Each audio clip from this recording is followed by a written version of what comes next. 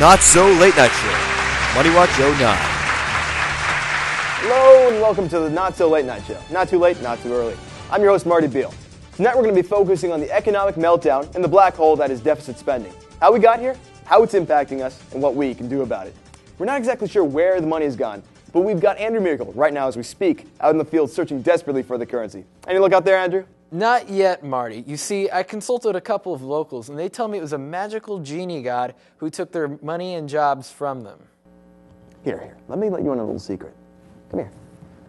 There is no magical genie god making all the money and jobs disappear. AIG didn't just hire an apparition to fund their fancy employee bonuses. This has been a system we've had in place since we pissed off the British in 1776. Here. Take a look. With the Revolutionary War came debt, and lots of it.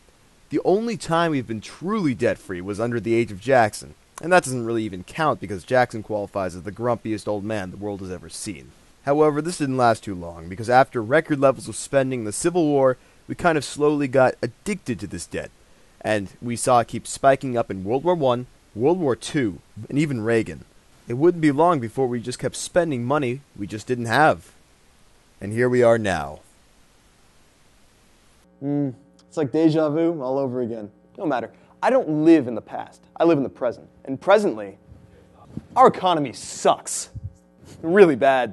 Luckily, we got Andrew Miracle on the job with a Miracle Report.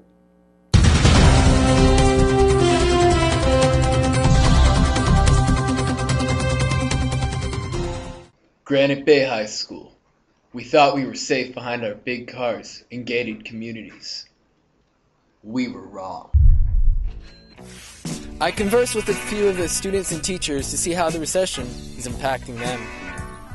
My personal school budget was cut 10% from last year going into this year. It's going to be cut an additional 5% next year as it stands right now. One high school I know nearby, or I've been told nearby, has actually eliminated athletics. The nights we are not turning on the air conditioning, so at night that's kind of a problem when you're sitting upstairs doing your homework and you just want to have a cool place. We have a smaller budget for our GB Chevy, and obviously next year the soccer program probably won't get as much money.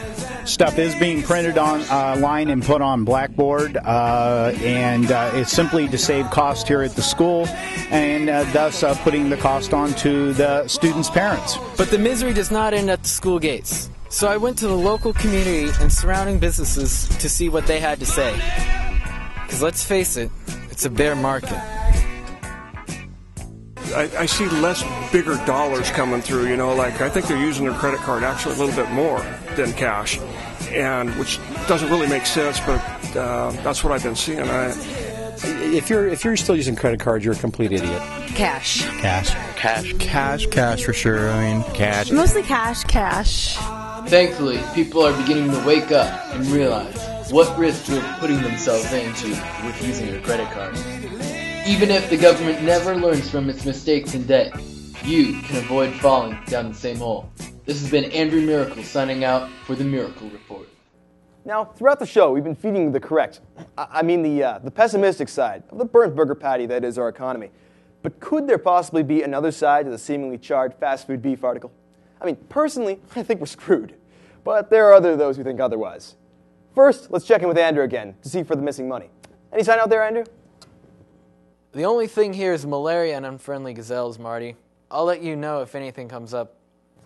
The bad news is Andrew doesn't have his BA in history. The good news is this guy does. Please welcome to the show Maynard Jackson with his book, I Got a B in Econ 101, but I got an A in Tax Cuts.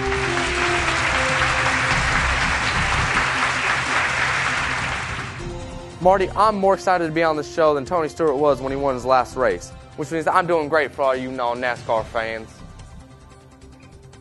Great. We're glad to have you on the show. So, what exactly is your book about? Well, in essence, I basically talk about the benefits of deficit spending and... Hold on. The benefits? Yes, sir, the benefits. Take the George Bush tax cuts, for example. My friend George saved all those rich people and corporations $100 billion, all the while increasing military spending up to the level of Medicare, Medicaid, and Social Security. I don't know what all this talk about unfunded liabilities and deficit spending is, but it sure as hell is wrong. So you're in support of the tax cuts. have you ever looked at it from a fiscal responsibility point of view? I mean, it usually doesn't happen for a leader to cut taxes and raise spending to ensure the passage of a bill. Them fighting words right there, Mr. Beal.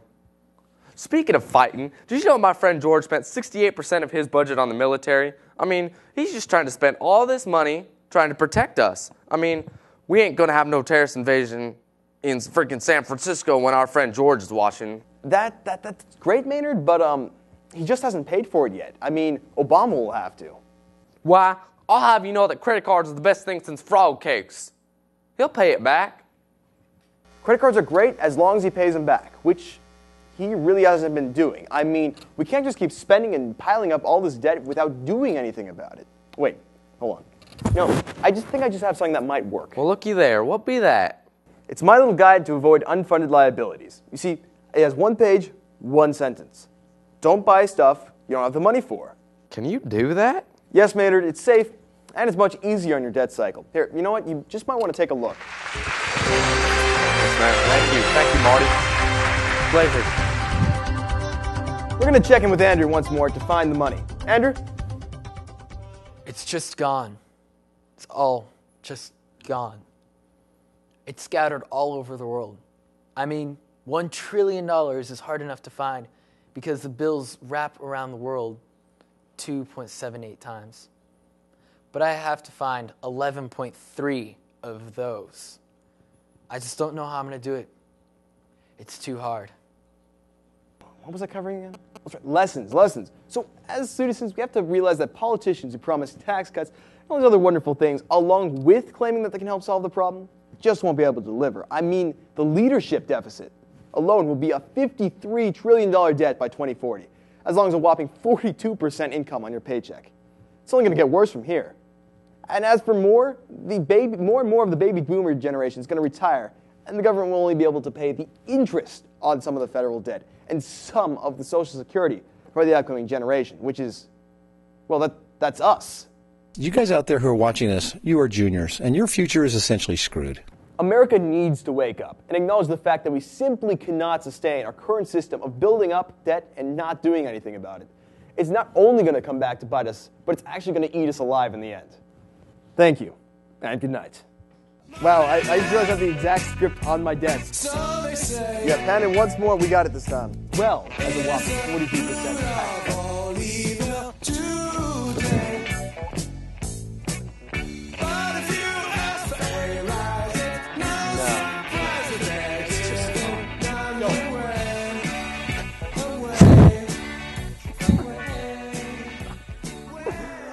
Okay.